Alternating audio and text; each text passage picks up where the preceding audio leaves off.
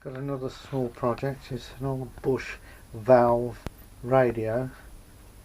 A few problems with the switches. It does work sort of. Got the chassis out. It's been got at, like most things of this age, probably about 1950s. It's an A130 chassis, and yeah, it's a live chassis. This one, it hasn't got an isolation transformer, so I've got to be a bit careful with it when I'm working on it.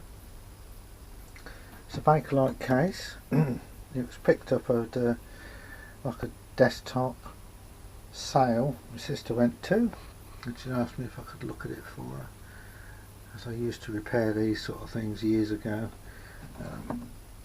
It's quite mucky inside, the bulb's missing, there's a few screws been put in it, like wood screws, and it shouldn't be. And yeah, somebody loosened the capacitor screw there, and these fins shouldn't touch one another when they go down, and they do on the variable capacitor. What else is there? Yeah, and there's also another radio there, which is a Pi we'll look at, but that's very, very tatty case. So I'll have to phone her and see if she wants me to restore them or just get them working, because there is a large difference. Continuing on with the Bush radio, which is a model DAC 70, and I've restored the case as best I can and give it this lovely polish. And there's a crack down the side in this corner, which I've actually successfully glued so far anyway.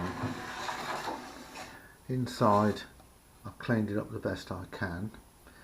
One thing, I've had to order some parts for it, and the dial lamp had gone.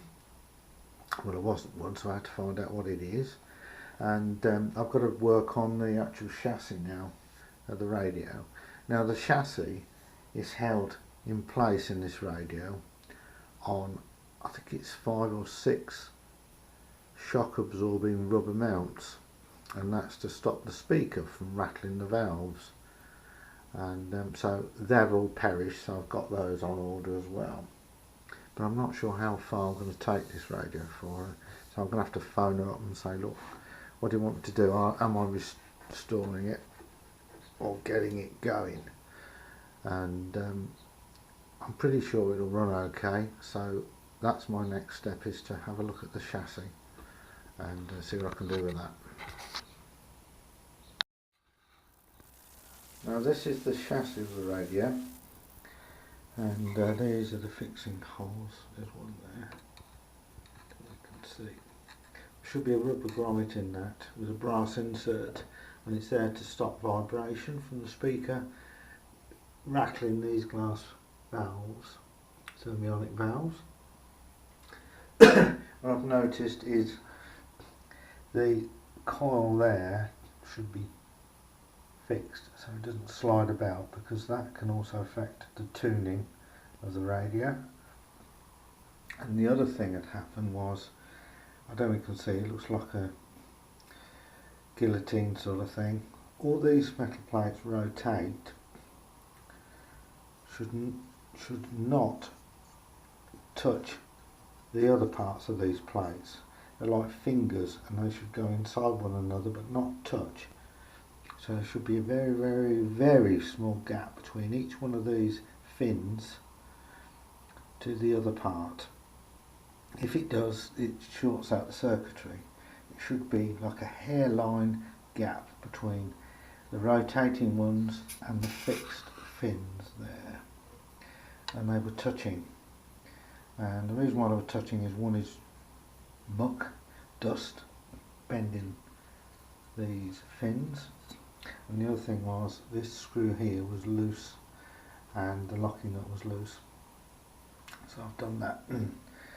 You'll notice there's a bulb holder here, and this should be a small bayonet cap Pygmy bulb, 230 volt and 15 watt.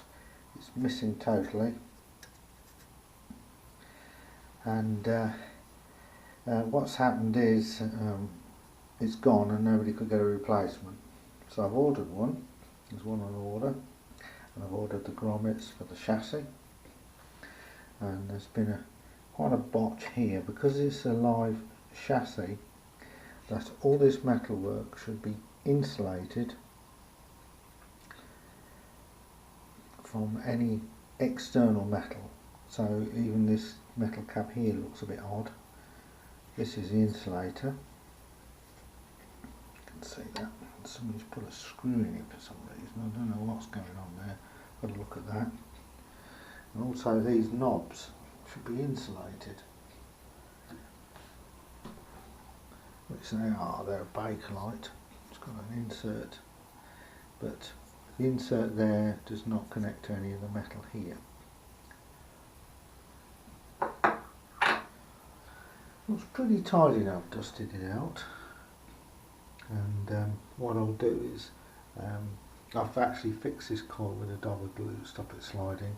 I've sorted the fins out by brushing them out and also adjusting the screw.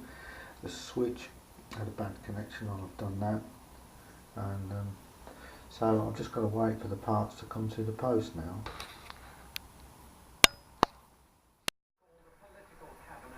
This is the radio working. Haven't got the parts yet.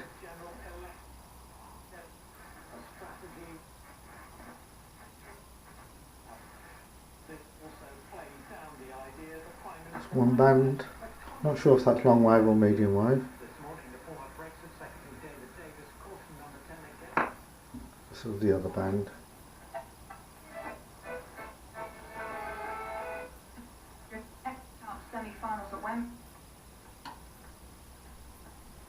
A bit more volume.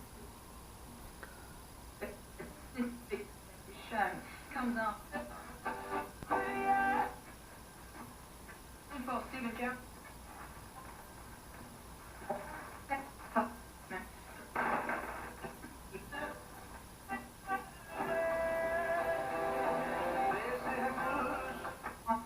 Football team.